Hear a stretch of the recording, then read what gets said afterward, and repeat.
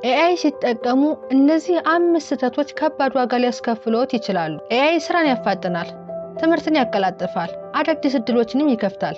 ነገር ግን በትክክል ካልተጠቀምንበት የግል መረጃችንና ደህንነታችን ለአደጋ ሊጋለጥ ይችላል። ስለዚህ ኤአይ ሲጠቀሙ ሊሰሯቸው የማይገቡ 5 ወሳኝ ስህተቶችን እንመልከት።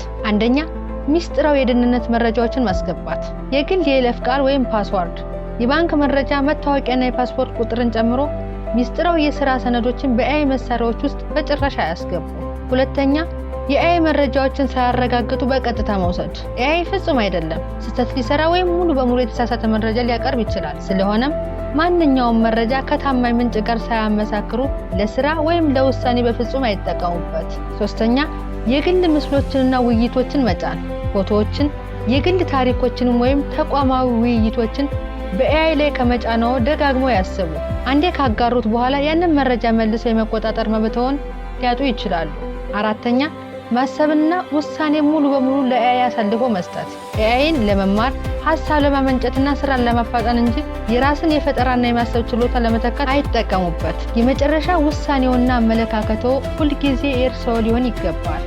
አምስተኛ፣ ያልታወቁና አጠራጣሪ መተግበሪያዎችን መጠቀም።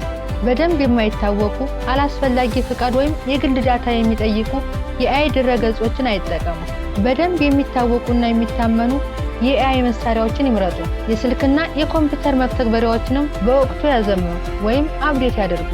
ልብ ይበሉ፣ ኤአይን በጥበብ ሲጠቀሙበት አቅምና ውጤታማነትዎን ከእጥፍ በላይ ያሳድጋል። በግዴለሽነት ሲጠቀሙበት ግን አደጋን ሊያመጣ ይችላል። ወሳኝ የኤአይ መረጃዎችና የመጪው ዘመን ክህሎቶችን በተከታታይ እንዲደርሱ የኔክስት ስኪልስ ኢትዮጵያ ቤተሰብ ይሁኑ።